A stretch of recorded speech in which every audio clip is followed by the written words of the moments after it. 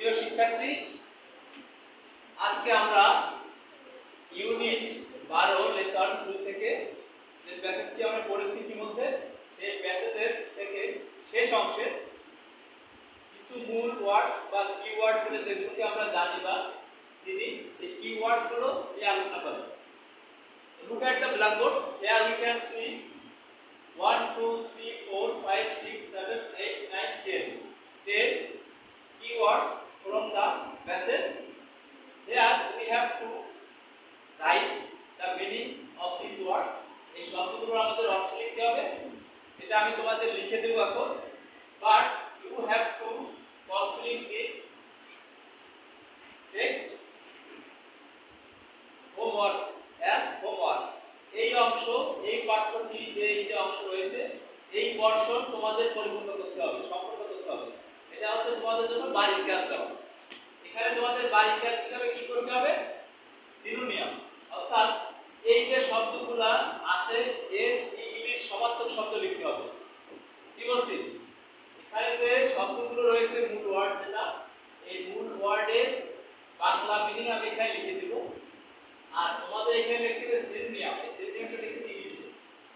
ঠিক আছে? এখন আমি বাংলা অর্থ লিখছি, খেয়াল করো। প্রথম যে শব্দটি দেখতে পাচ্ছি অবলিগেশন। আর এখানে আমরা কিন্তু আক্ষরিক অর্থ জানবো না। আমরা এখানে জানবো সেই প্যাসেজের আলোকে যে অর্থ এখানে দিয়েছে শব্দগুলো সেই অর্থ জানবো। ঠিক আছে? এই প্যাসেজের যে অর্থ এই শব্দগুলো বোঝানোর জন্য ব্যবহৃত হয়েছে সেই অর্থগুলো আমরা জানবো। প্রথম আছে অবলিগেশন। এই অবলিগেশন শব্দের অর্থ বাধ্যবাধকতা, দায়বদ্ধতা। ঠিক আছে? এখানে আমরা খুব বাধ্যবাধকতা,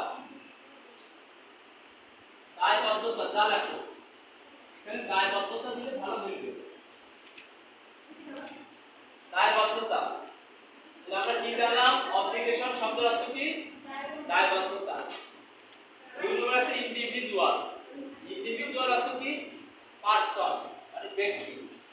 ইন্ডিভিজুয়াল অর্থ কি? পারসন। যেমন আমরা এই প্যাসেজে পেয়েছি ইউনিট 12 লেসন 2 মাই রুটস টু যে এভরি এডুকেটেড ইন্ডিভিজুয়াল, প্রত্যেক শিক্ষিত ব্যক্তিদের। ঠিক আছে? এখানে কি ইন্ডিভিজুয়াল অর্থ কি? ব্যক্তি। তারপর দেখো এখানে আছে শেখ। এই শেখ শব্দের অর্থ কি? বলতে পারো শেখ অর্থ কি? অন্বেষণ করা বা খোঁজা, অন্বেষণ করা। যখন এই শেখ ভার্বের সাথে ইয়ার যুক্ত হয় তখন এটা নাউন হয়ে যায়। কি হয়ে যায়? নাউন। তখন অর্থ কি হয়? অন্বেষণকারী। কি হবে? অন্বেষণকারী। এইটা তোমরা লেখার দরকার, এটা দেখবা শুধু। আর এইখানে যে অর্থগুলো লিখবে এগুলো তোমরা লিখবে। শেখার, অর্থাৎ অন্বেষণকারী বা খোঁজকারী। অন্বেষণ একটু ভালোবাসা আমরা লিখলাম। অন্বেষণ বুদ্ধির সরল উত্তর না। অন্বেষণকারী আর খোঁজকারী, খোঁজা, যে খোঁজে তাকে শিক্ষা করে। ডিসিপ্লিন, এই ডিসিপ্লিন শব্দের অর্থ এখানে কি দিচ্ছে? আমরা জানি নিয়ম শৃঙ্খলা, তাই না? নিয়ম শৃঙ্খলা বিষয়টা কেমন? নিয়ম শৃঙ্খলা বিষয়টা আরো কিছু শিক্ষা দিতে হলে কি পাঠ্য বইয়ের ব্যাপার আছে না? এখানে অর্থ হচ্ছে বিষয়, সাবজেক্ট। কোন সাবজেক্ট সে লেখাপড়া করেছে। এখানে ডিসিপ্লিন অর্থ কি? সাবজেক্ট। এখানে তো বিষয়। ইংলিশে সিঙ্গেল লেখো সাবজেক্ট। তাহলে দেখো অকুপেশন। অকুপেশন শব্দের অর্থ কি? পেশা। অকুপেশন অর্থ কি? পেশা।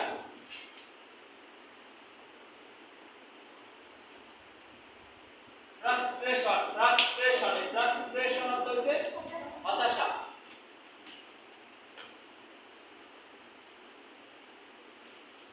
ফ্রাস্ট্রেশন এই বানান ক্লিয়ার করে রাখতে হবে, উচ্চারণ সঠিক করতে হবে। ফ্রাস্ট্রেশন হতাশা। কনফার্ম, কনফার্ম শব্দ অর্থ কি? নিশ্চিত করা। কনফার্ম শব্দ অর্থ কি? নিশ্চিত করা। আর এখানে পাস্ট ফর্ম দেওয়া আছে, দেখো নিশ্চিত করেছিল। নিশ্চিত করা। এখানে আমি তোমাদের মূল ভার্বের অর্থটা লিখছি, পাস্ট ফর্ম থাকলে পাস্ট ফর্মের অর্থ লিখছি না। ঠিক আছে? আর যে অবস্থায় থাকুক প্রেজেন্ট ফর্ম বা পাস্ট ফর্ম অর্থটা সবসময় ফর্মে মূল ভার্বে লেখা হয় প্রেজেন্ট ফর্মে। এজন্য আমি কনফার্ম পাস্ট ফর্ম আছে অ্যাডজেক্টিভ হিসেবে ওখানে বসেছে, আমি এখানে মূল শব্দ লিখছি কনফার্মের অর্থ নিশ্চিত করা।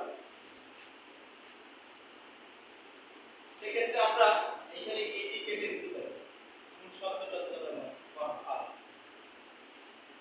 লুসেন, এইটা তোমরা প্রশ্ন করেছিলে লুসেন নিয়ে। দেখো লুসের শব্দটি ব্যবহার দেখো, লুজ ঢিলে করা। লুজ শব্দটা কি? ঢিলে করা। আমরা সরি লুজ শব্দটা হচ্ছে ঢিলে, ঢিলে করা না, করা যেহেতু ভাগ হয়ে যাচ্ছে লুজ, জিনিসটা কেমন টাইট, জিনিসটা কেমন লুজ। তোমরা অ্যাডজেক্টিভ শব্দের সাথে পরিচিত হয়েছে কি বলতে? অ্যাডজেক্টিভটি যা দ্বারা কি বোঝায়? দোল গুণ বোঝাবে। এখন দোল গুণ বোঝায় এমন কোনো অ্যাডজেক্টিভ শব্দকে যদি ভার্বে রূপান্তর করা হয়, অর্থাৎ অ্যাডজেক্টিভ টু ভার্ব, কোনো একটা অ্যাডজেক্টিভ শব্দকে যদি ভার্ব বানাতে হয় তখন কিছু রুল ফলো করবে।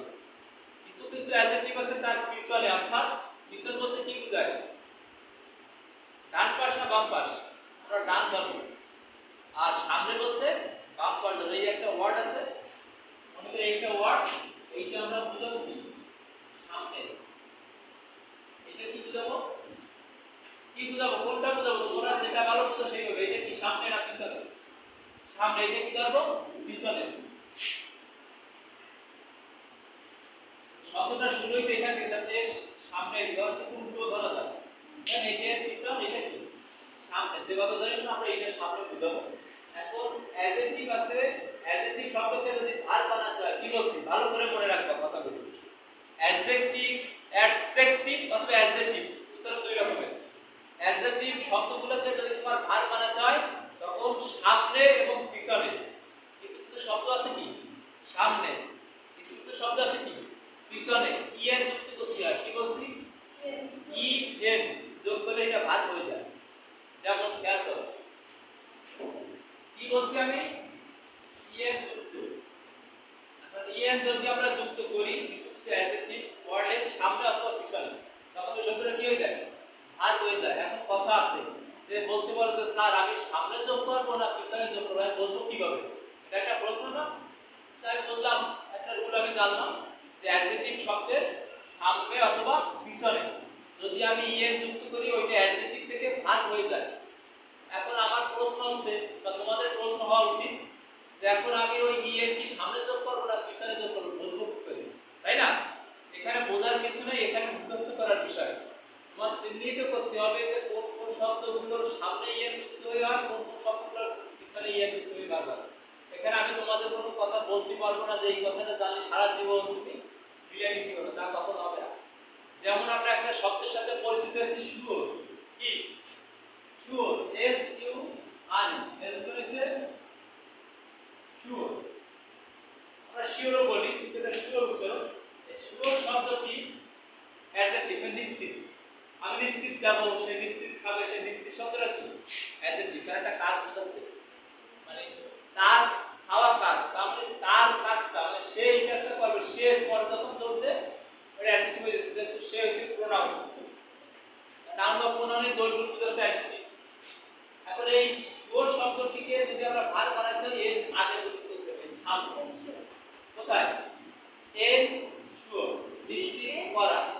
এর শিওর, দেখো ই এর S U R E, ensure মানে নিশ্চিত করা। কি অর্থ হবে? নিশ্চিত করা।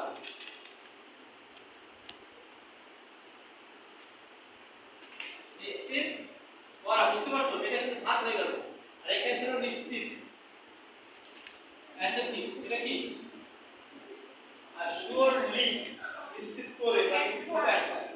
তো দেখো এই শিওর শব্দটি কোথায় যুক্ত হয়েছে? এর সামনে। এখন এই যে লুজ শব্দটা কোথায় হবে?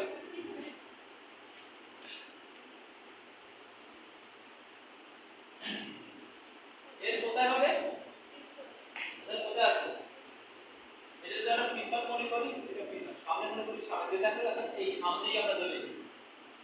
এইটাকে আমরা পিছন ধরব, তখন আসলে উল্টো উল্টোই মনে হয়েছে। এটা আসলে সামনে আর এটা কি হয়? পিছন। এটা কিন্তু সামনে যাচ্ছে, তাহলে এইটা কি? এইটা মূলত কিন্তু পিছন, বুঝতে পারছো? আমি সামনে যাব, তাহলে এইটা আমার পিছন চলে যাচ্ছে। এই সামনে আগাবে, তাহলে পিছনে চলে যাচ্ছে। তাহলে এর সাথে যুক্ত হবে পরবর্তীতে, আমরা পরবর্তীতে যুক্ত হবে এর যুক্ত হবে এর সাথে ই আছে, এর যুক্ত হবে কারণ এইখানে এরকম ভাবে গঠিত হয় লুজ যোগ ইয়েন, এই দুটো এর সাথে সন্ধি হয় একটা ই হয়ে যায়। এটা একটা ধার মিলে করা অর্থ কি হবে মিলে করা, সম্পর্ককে দুর্বল করে দেওয়া। এখানে কি অর্থ দেবে সম্পর্কের অবনতি ঘটানো বা দুর্বল করে দেওয়া। তাহলে আমি কি তোমাদের নিশ্চিত করে বলতে পারি যে ইয়েটাকে আগে বসাই দিলে হয়ে যাবে বা পরে বসাই দিলে হবে? এটা কাজে নেই। লাভ আর এটা তো খেয়াল করবে, তোমার কয়েকটা শব্দের ভিতরে আছে খেয়াল করবে।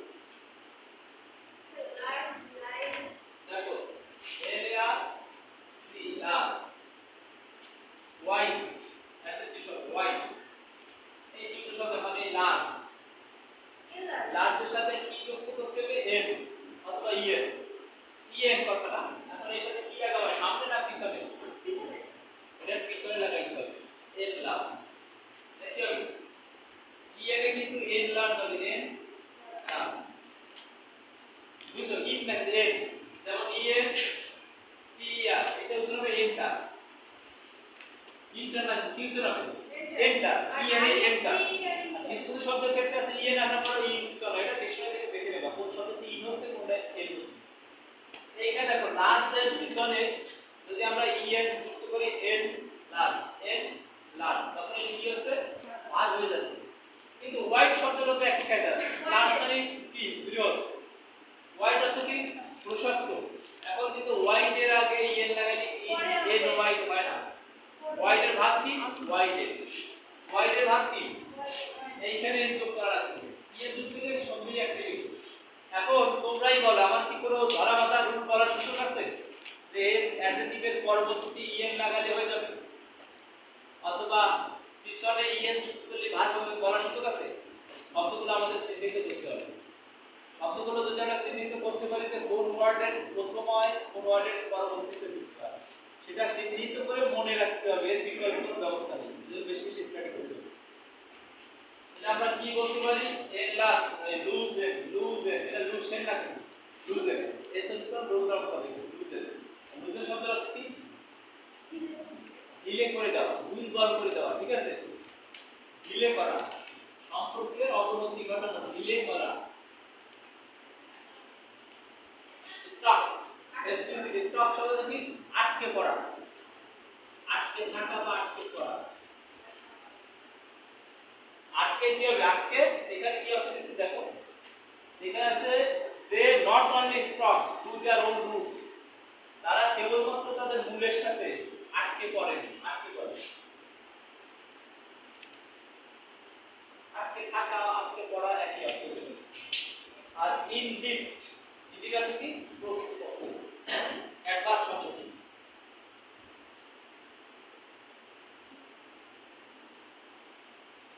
এই যে শব্দগুলো খাতায় তুলো বলো যে কোনো প্রশ্ন এনি কোশ্চেন সময় তো লাগবে যদি প্রত্যেকটা শব্দ কোনটা অ্যাডভার্ব কোনটা ভার্ব কিছু লিখে এটা তোমরা এখানে লিখে নাও। অব্লিগেশন শব্দ থেকে কি হয় নাউন হয়, ইন্ডিভিজুয়াল ব্যক্তি এটাও কি নাউন, সেটা নাউন ইয়ের এটা কি নাউন, ডিসিপ্লিন বিষয় বা সাবজেক্ট এটা কি noun, occupation noun, translation noun, confirm নিশ্চিত করা এটা ভার্ব, লুজেন এটি ভার্ব, স্ট্রক আটকে পড়া ভার্ব, ইনডিড এটা অ্যাডভার্ব। এখন অ্যাডভার্ব অ্যাডজেক্টিভ হয় যদি এটা ভার্বের পরে যে গুরুত্ব বোঝায় প্রকৃতপক্ষে সে কাজটি করেছিল কাজের পরে জোর বোঝায় তখন অ্যাডভার্ব, প্রকৃতপক্ষে সে কাজটি করেছিল আর সে নিচে আমরা লিখলে তো অ্যাডজেক্টিভ, তার কাজের পর তারপরে সেটা তো অবশ্যই অ্যাডভার্বটা হিসেবে এটা বেশি ব্যবহার হয় সেন্টেন্স হিসেবে নির্ভর করে যে কোনটা হয় এখানে অ্যাডভার্ব হিসেবে পড়ছি অ্যাডভার্ব এটা তো পারবা এডি বি আর adverb the parts of this system noun verb adverb।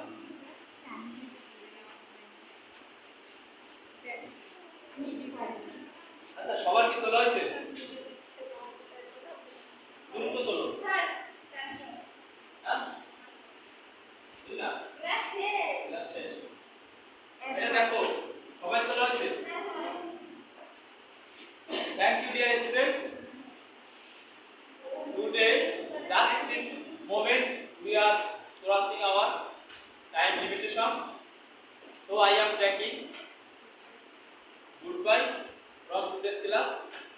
Dear students, in my next class, I will check your exercises, homework, synonym words of these root words or main words from this text.